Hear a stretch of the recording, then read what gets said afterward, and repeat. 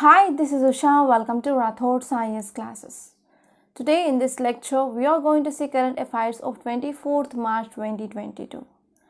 So let us have a brief introduction regarding those topics. Now we are going to have our discussion. So first topic it is regarding economic growth in China. So this topic is important from your international nations. And next topic it is about global uncertainties and what will be the impact on our Indian economy. So this topic it is important from our economy, which mainly comes under GS paper 3. And next topic is regarding controversy over this proposed Mekedatu water project. So you have to know some facts regarding this Mekedatu water project. So this will be important from our infrastructure, which mainly comes under GS paper 3. And next topic it is about Artemis Program.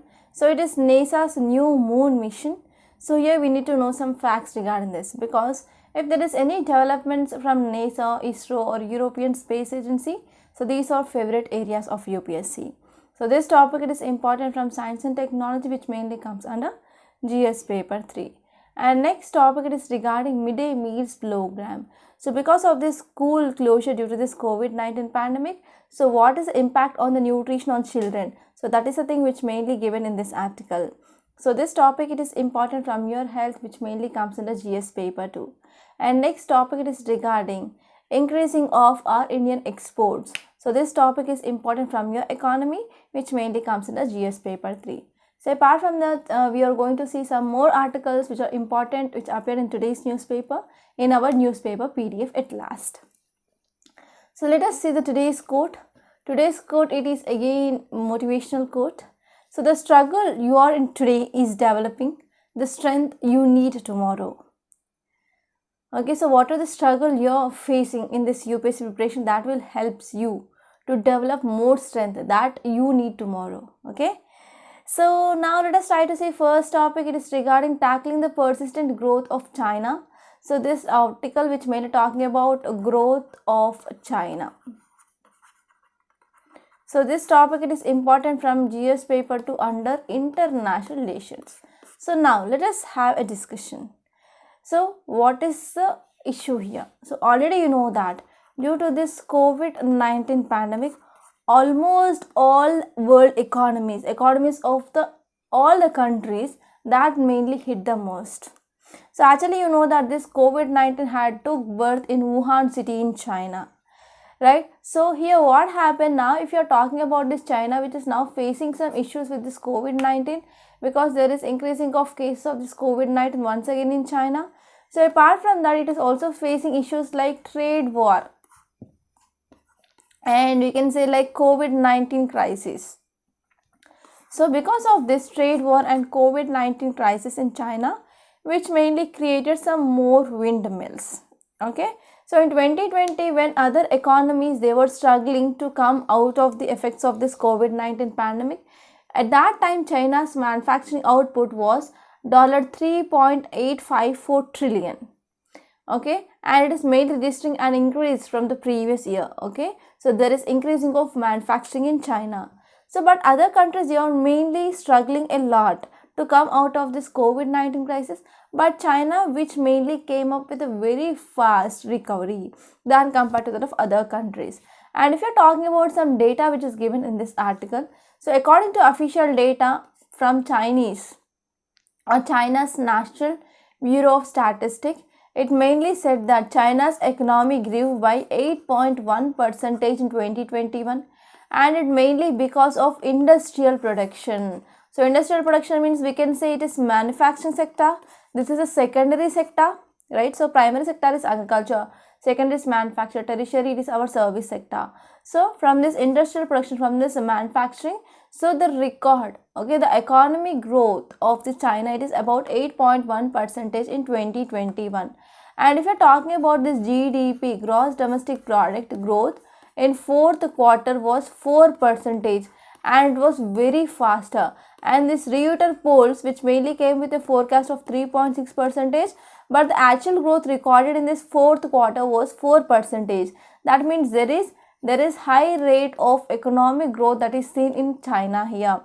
So industrial production also rose by 4.3% in December 2021, and when you are comparing with 2020, so the rate of industrial production also been high. So the investment in this manufacturing is also grew by 13.5%. Whenever the investment is increased, that led to increasing of production from this industrial production, right? And in 2021, overall retail sales, which also mainly grew by 12.5% from the prior year's contraction. Okay, so if you see some more important details which are given in this article, it mainly says that here the disclosure that emerged in 2021 was that a cocktail of this COVID-19 and because of these geopolitical tensions and even high tariffs mainly move factories away from so-called as world's factory.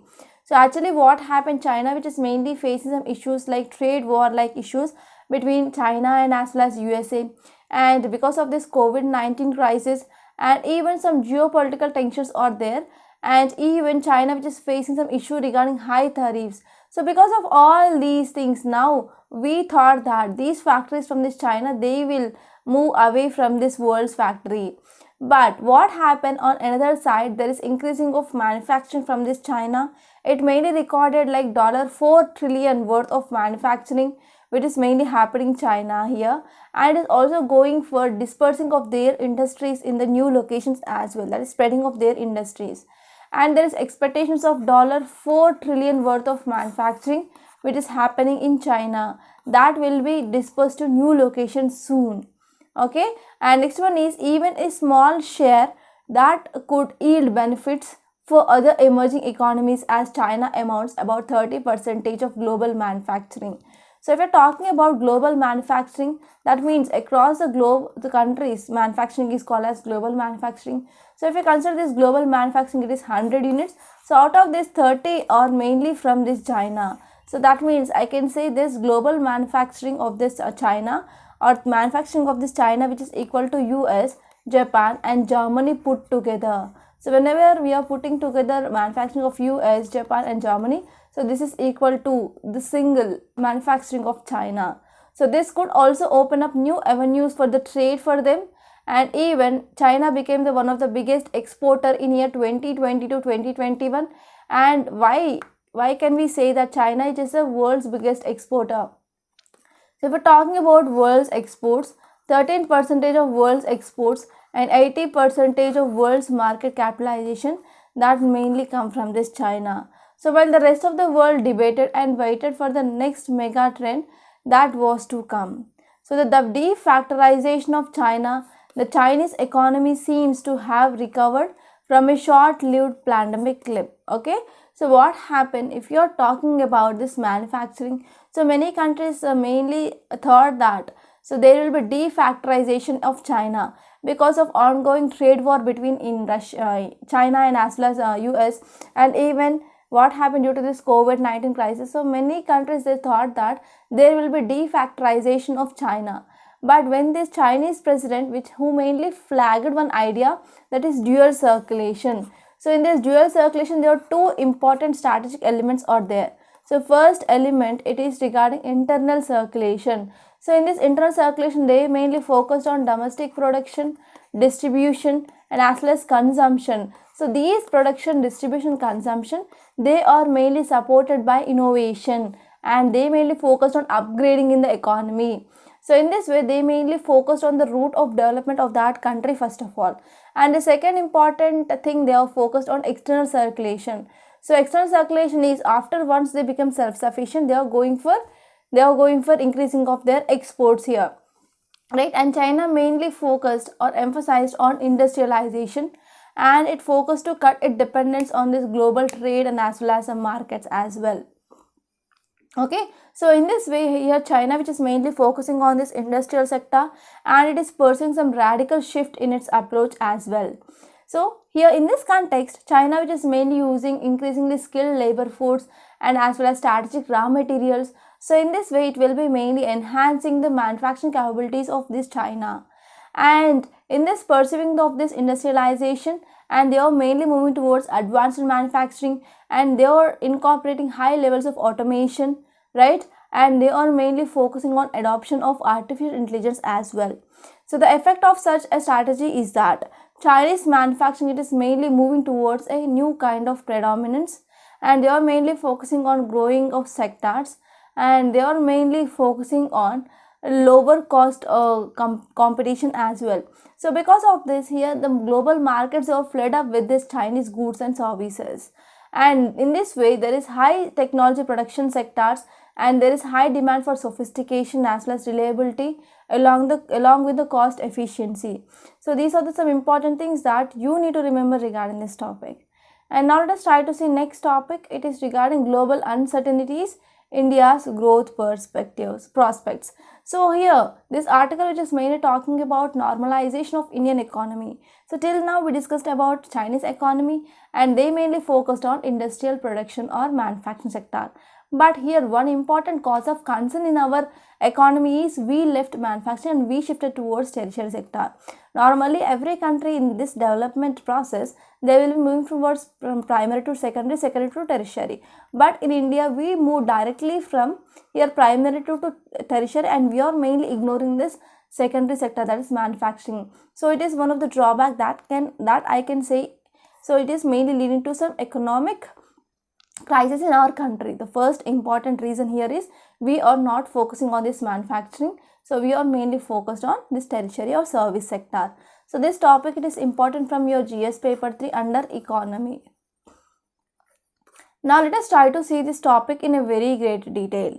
So if you see on February 28, 2022, here NSO, our National Statistical Office, which released India's GDP data for quarter 3 of 2021-2022, and it also came with the second advanced estimates for 2021 to 2022. So here you can get a question like, so GDP data and as well as second advanced estimate data is in use. So which of the following organization released that data? So that is our National Statistical Office. So this is one important prelims question that you can expect from here. So after this COVID-19, that is post COVID-19, whenever we are focusing on this normalization of our Indian economy, which has been now disturbed by ongoing geopolitical uncertainties. So what are those ongoing geopolitical uncertainties? We can talk about here Russia-Ukraine crisis. So because of this Russia-Ukraine crisis, there is increasing of crude oil prices. It also abruptly disturbed our supply chains. For example, oil, for example, edible oil and especially sunflower oil. And we can talk about palladium, we can talk about neon, and we can talk about wheat. Okay, so these are the common import exports from this Russia and Ukraine. So they are mainly affected because of this ongoing Russia-Ukraine crisis. So if we're talking about growth performance, actually there is number of data which is given here.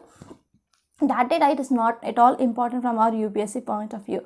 UPSC, it is not asking you to write the correct numbers or facts, right? So in COVID-19 year of 2020 to 2021, both real GDP and as well as gross value added, which mainly contracted by -6.6% and -4.8% respectively. That means GDP which mainly decreased and even gross value added also decreased. So this is one important thing that you have to remember.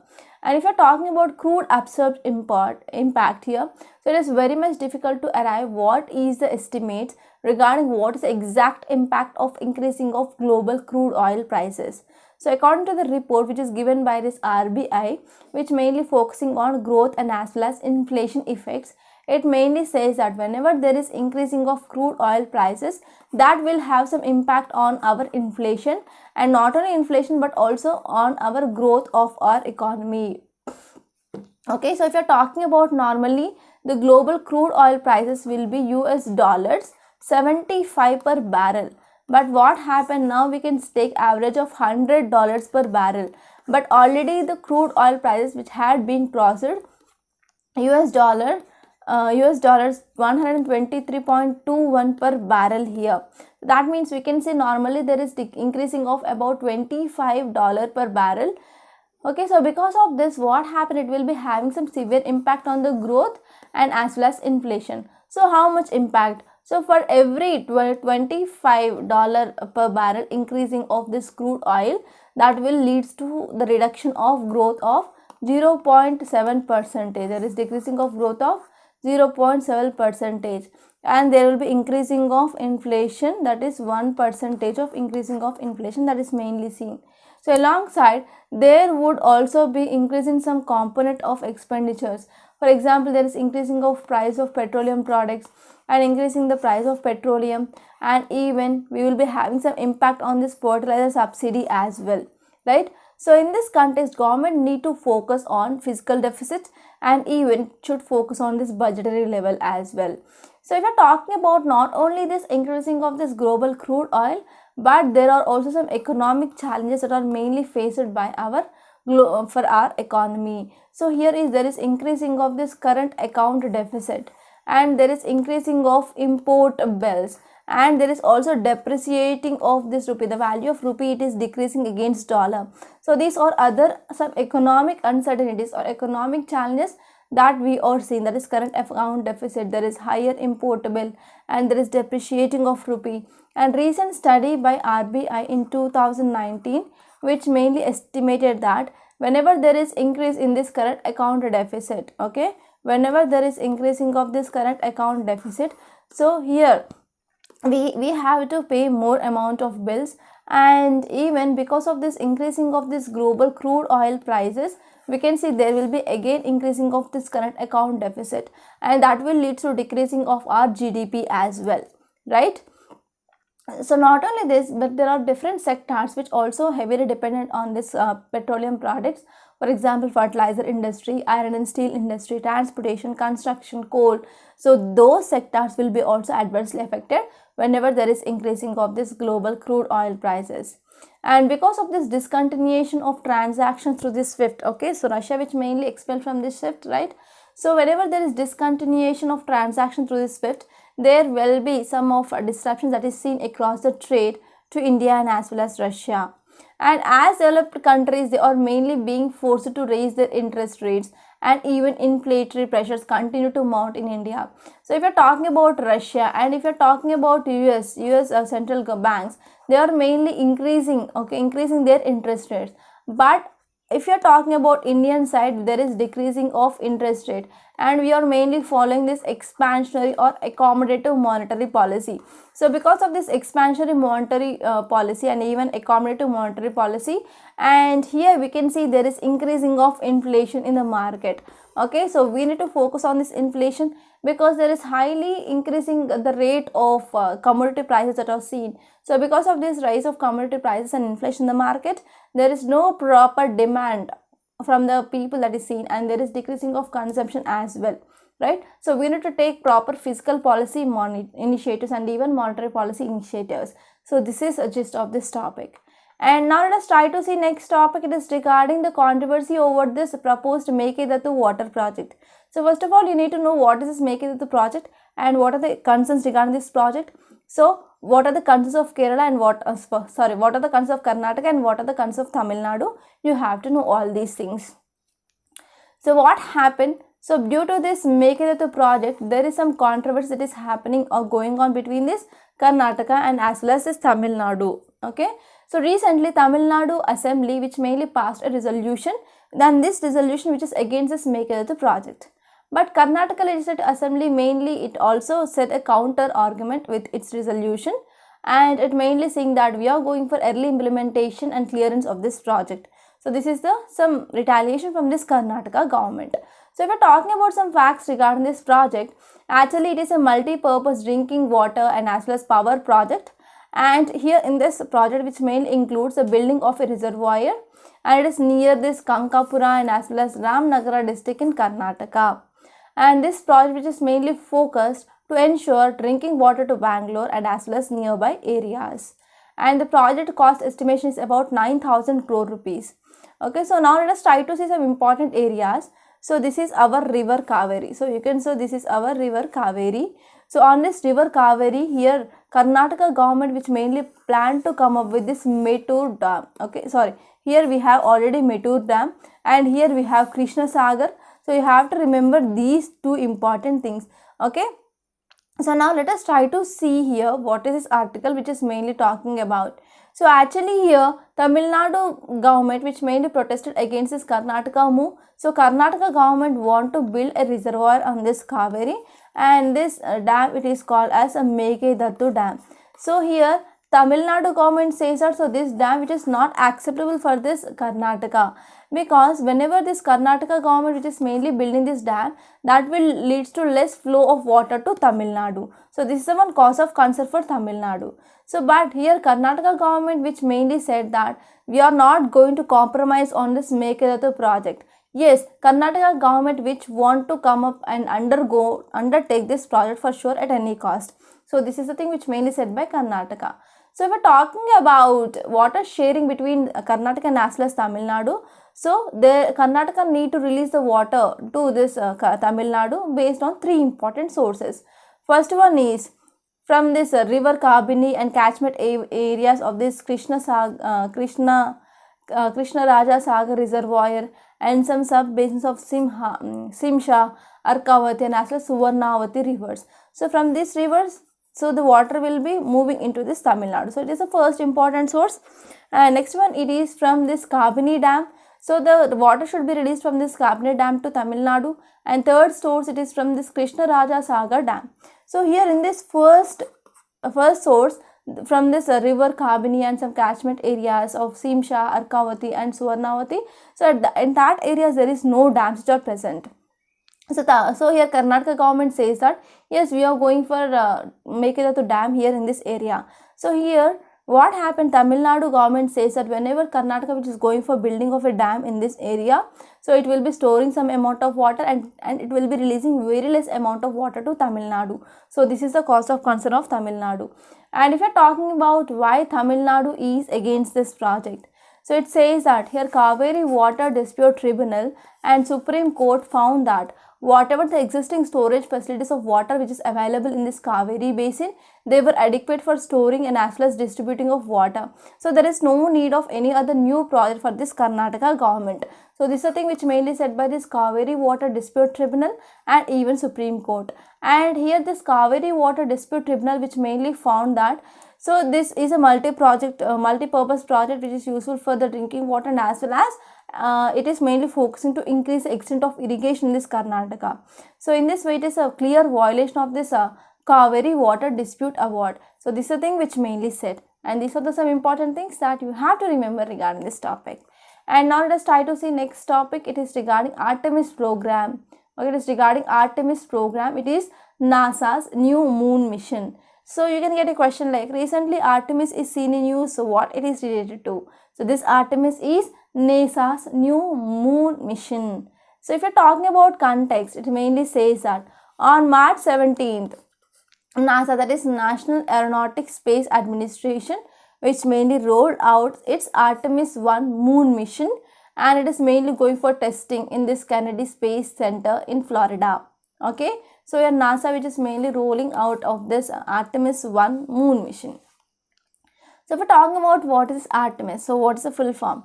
Acceleration, reconnection, turbulence, electrodynamics of moon interaction with the sun. Okay, so it is full form, that is acceleration, reconnection, turbulence and electrodynamics of moon's interaction with the sun. So it is NASA's next mission to the moon. Okay, it is a NASA's next mission to the moon. An important objective of this mission is to measure what happens when the sun's radiation hits our rocky moon where there is no magnetic field to protect it. So whenever there is no magnetic field that is mainly present to protect the moon, so how this radiation, sun's radiation, the impact will be seen on this rocky moon, we are going to study under this Artemis mission. So Artemis, it was the twin sister of Apollo and the goddess of the moon in Greek mythology. So if we're talking about significance, so this Artemis program which is mainly focusing to land the first woman and next man on the moon by 2024. If you see what are the scientific objectives, the first one is they want to find and they want to use water and other critical resources, okay, and they want to investigate this moon's mysteries, okay, and next one is they want to learn to live and operate on the surface of another celestial body where astronauts were just 3 days from the home. And next one is to prove the technologies we need before sending astronauts on missions to the Mars. Actually, we are mainly going for this missions on Mars, and we want to take a man to this Mars mission. So before that, yes, we need to prove that we have the technologies or not. So for that, this mission is very, very useful. Okay, so this is about this topic. And now let us try to see next topic is regarding the nutrition fallout of school closure.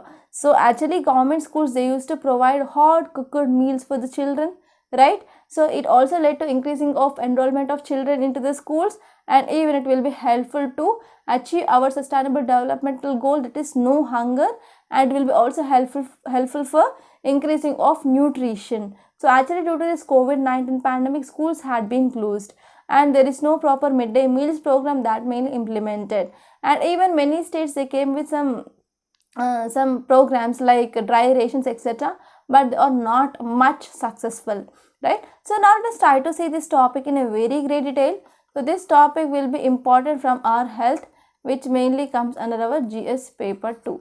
So now let us try to see context. So if you see context, recently our Congress leader asked the government to restart this midday meals program in reopening schools, and to ensure the meal should be provided or cooked and as well as nutritious. So we need to go for restarting of this midday meals program in reopening schools, and we need to ensure that meals are provided in the cooked form, and even that should be nutritious. So if you see the details, it mainly says that as many as 116 million children, actually 16 million hungry children is the number of children we are looking at when we consider the indefinite school closure in India. So because of this indefinite school closure in India due to this COVID-19 pandemic, so there are about 116 million hungry children were present. So here actually you know that this midday meals program, it is one of the largest school feeding program in the world.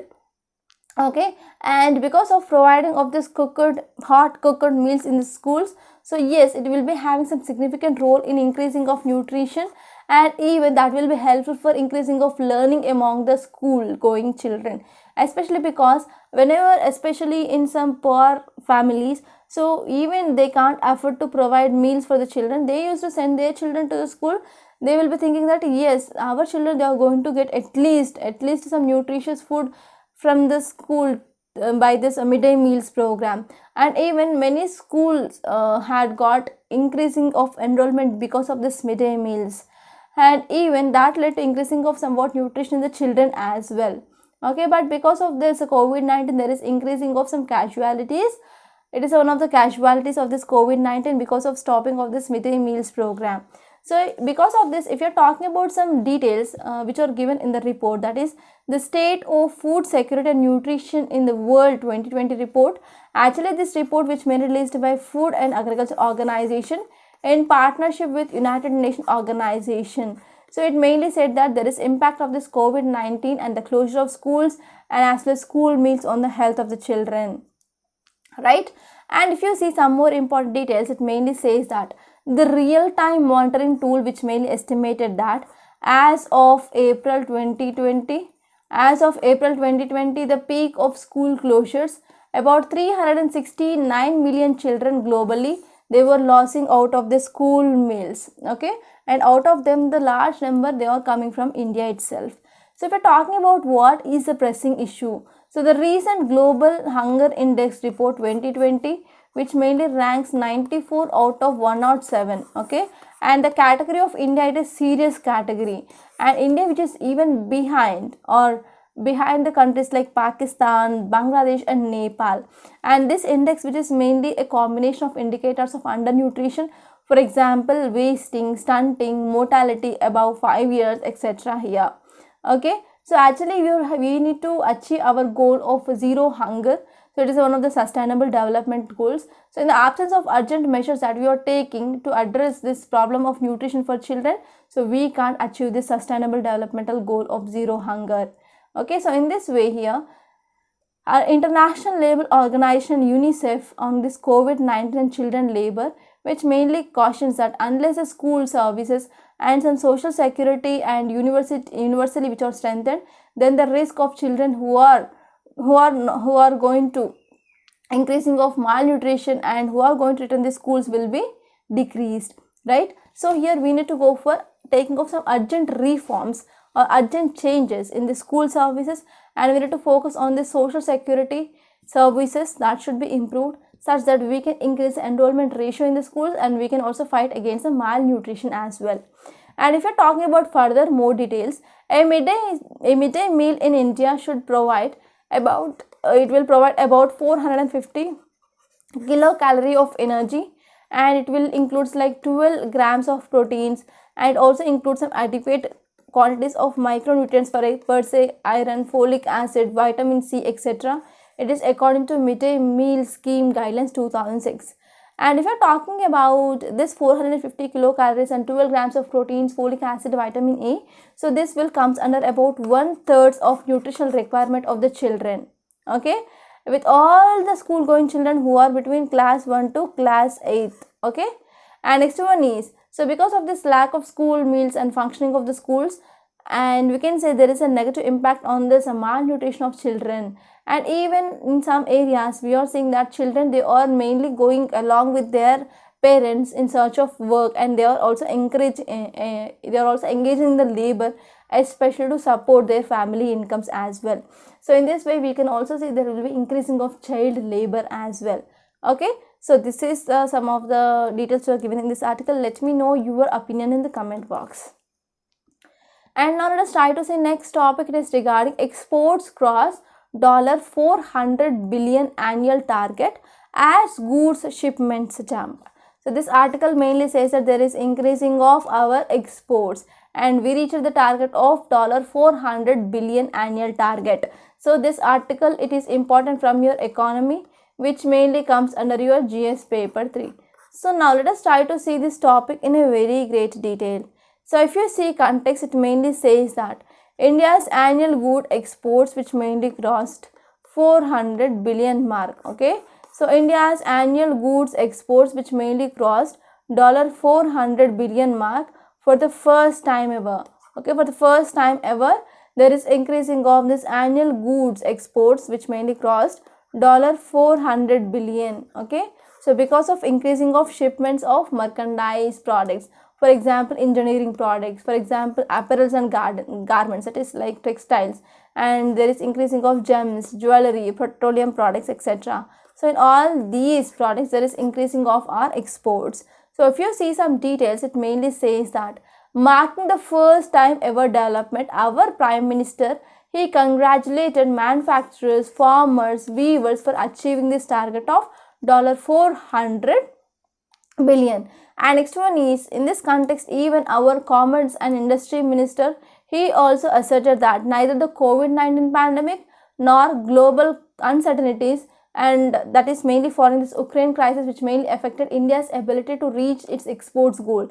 So he mainly said that the COVID-19 had no impact, and even other global uncertainties like Ukraine crisis which has no impact on our ability to reach our exports target. And India mainly set an ambitious target of $400 billion of goods exports, and it mainly achieved this target for the first time. And the exports had reached $331.02 million in this pre-pandemic fiscal year, okay. And now we mainly reached our target this year, okay. So this is about this topic. And not only other sectors but even agriculture sector also contributed for the highest ever export, like rice exports, marine products, wheat, spices, and as well as sugar. So in this context, our commerce minister, he mainly said that this development, it is made in India blockbuster, and as well as collective show of strength of different ministries and different departments. So this is about this topic. And now let us try to see yesterday's questions. So first question is regarding Santal rebellion. So first one is, Santal main grouse against moneylanders and zamindars only, but they fought against Dikus. So first statement is incorrect. And next one is, though rebellion was suppressed with a great brutality, government tried pacification by creation of separate district of Santal Paragana. Yes, and the slogans of the Santals during the rebellion was to be rights of Her Majesty the Queen and of her only, but it is during this Pabna rebellion but not Santal rebellion. So you can also eliminate this. So that option will be 2 only. So next question is regarding 1857 revolt. So there was complete unity between Hindus and Muslims. Yes. And next one is revolt was spread all over India, but it is mostly seen in northern India. And next one is the rebels also attacked money lenders and as well as rich. Yes, rebels wanted to restore the pre-British world of 18th century. Okay, yes, this statement is also correct. So correct option will be 1, 3 and 4. Okay, now let us try to see today's questions. The first question is regarding subsidiary lines. I think in 2018 there was one question in PRELIMS regarding the subsidiary lines. So please read the statements and give me the correct option. And the next question is regarding, so which of the following acts incorporated principle of encouraging learned Indians and promoting the knowledge of modern science in the country? So let me know which act that is. Okay, give me your answer in the comment box. So before seeing this newspaper PDF, I want to make a small announcement. So we in Rathod's IAS, we are coming up with a mains answer writing course. It is for 1 year. And here we are focusing on weekly targets. We are giving you the weekly targets. So based on that weekly targets, daily one question will be given. So there will be evaluation of your answer, and we provide you one-to-one mentorship also. So this course, it is absolutely beneficial. Okay. So try to join this course, and the new batch which is going to be started from the first week of April. So if you want to join, so the cost of this course, it is 7,200 rupees for 1 year. So this course will be absolutely beneficial. And apart from that, we are also going to launch this pen drive courses for your entire foundational course of 2023.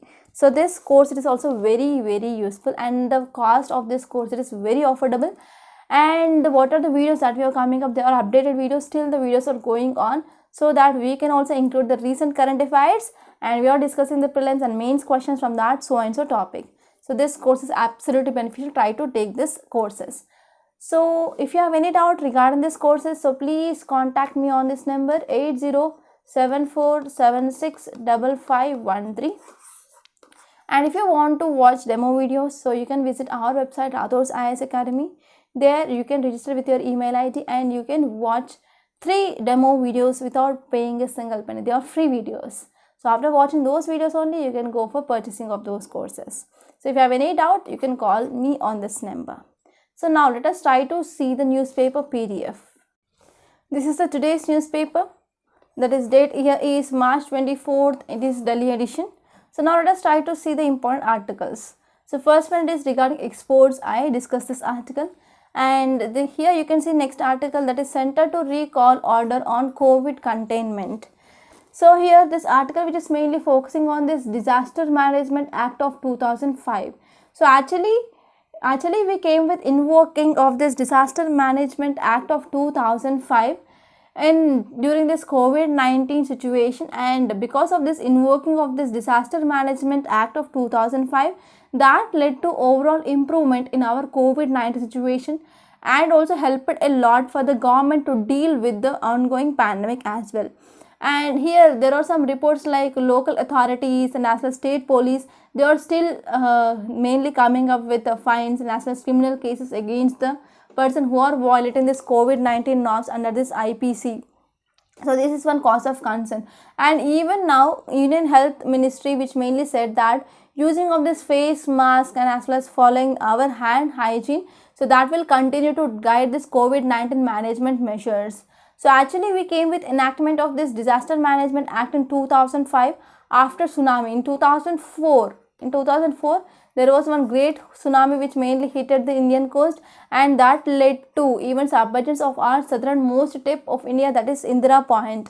So after that we came up with this Disaster Management Act of 2005, right? And for the first time we invoked that, we came up with this act, and for the first time we invoked on this March 24, 2020 after this onset of this pandemic, right? So this is about this topic and you can go through that once. And if you move forward, you can see some important articles in the state page. So here you can say 11 migrant workers are dead in a godown fire. So here we need to focus on safety norms. Okay, So even recent labor codes which mainly passed, so here we also have some code regarding the safety, right? So you have to revise that safety in this industries. So that is very important. And if you move forward, you can get into this editorial page. I discussed about this global uncertainties. I discussed about this tackling of persistent growth. Actually, this article is regarding sports. It is not at all wide. And if you move further in this op-ed page, you can see two articles: Understanding Putin and Russian Psyche. So actually this article which is mainly talking about ongoing Russia-Ukraine crisis. So already we discussed that topic number of times. You can go through that if you are interested. And next topic is regarding the rule of gun. Okay, so European Union stands for the rule of law against the rule of gun. So actually what happened in 21st century, European countries, European countries, they are mainly using some bombs or again killing children, women, destroying civilian infrastructure. Okay, so because of this they are mainly focusing on this rule of gun. So you can go through this article. So it is very important article. You can get some details regarding this United Nations General Assembly, what is its opinion, and you can talk about NATO here. So you can go through this article. And if you see here, you can see one data point. It is regarding BA2 lead to another surge or not. So what happened, there is increasing of number of cases in this East and as well as Southeast Asian and European countries. Okay, and this increasing of these cases because of this BA2, okay, BA2 sublineage of this Omicron variant, and the rapid rise has been caused anxiety in India as well.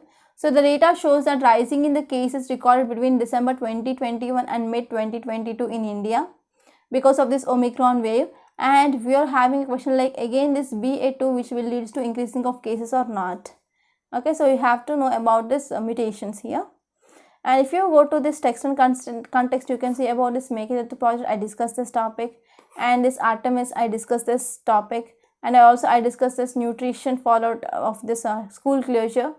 And if you move further, you can talk about this article. It is regarding this crashed aircrafts in China. So you can talk about why only this Boeing flights which are mainly leading to the crash, especially in Indonesia. Also there are a number of times this Boeing aircraft which mainly crashed. So you have to know about some details regarding this Boeing. And here you can see article regarding restart midday meals in the schools. So we discussed this topic. And here this article which mainly talking about COVID committees should continue. So actually here we are mainly focusing on this COVID committees because there are a number of drugs which are mainly used to treat this COVID-19 like remdesivir and even other medicines. So because of increasing the surging of this cases, again there is a large scale of black marketing of essential drugs which is mainly happening. So because of this we need the committees, okay, including this drug coordination committee and this COVID-19 drugs management cells. So they need to be function. Okay, so this is about this topic. And next one is Shringlila calls for alignment between United Nations and as well as LAS. You have to know about some facts regarding this United Nations Security Council and even League of Arab States. Okay, and next one is few villages receive this waste disposal infrastructure. So here you need to know about some facts regarding this Swachh Bharat Abhiyan. And here this article says that about 12% of villages, they were supposed to get infrastructure, and this infrastructure which is mainly used for liquid waste management. Okay, you need to know some facts regarding this liquid waste management, that will be important from your mains. And if you move forward in economy or in business page, you can see domestic air traffic will exceed pre-COVID-19 level by 2023 to 2024. So here the domestic passenger number that would exceed pre-pandemic levels by 2023 to 2024. So this is the thing which mainly set for by Minister of Civil Aviation. So this pre-COVID-19 there was a passenger throughput of 35 crore. Okay, and which mainly fell by 66%. And there is a estimate that in 2023 to 2024 there might be increasing of this domestic air traffic. And next one is PLI, that is production linked intensive share, is key sector capex set to be 13 to 15% over 3 to 4 years. So here what happened under this production linked incentive scheme, that means here whenever there is increasing of production, there will be increasing of incentives that will be coming from the government. So this is about this scheme. And if you're talking about capex, it is mainly focusing on this capital expenditure. So under this production linked incentive scheme, it will account for 13 to 15% of annual investment spending in key industrial sectors, and this is going to be happen within next 3 to 4 years. So this is a thing which mainly said according to this CRISIL report. Okay, so these are some important articles that appeared in today's newspaper. I hope you enjoyed this lecture. Please like, share and comment my videos. Thank you so much.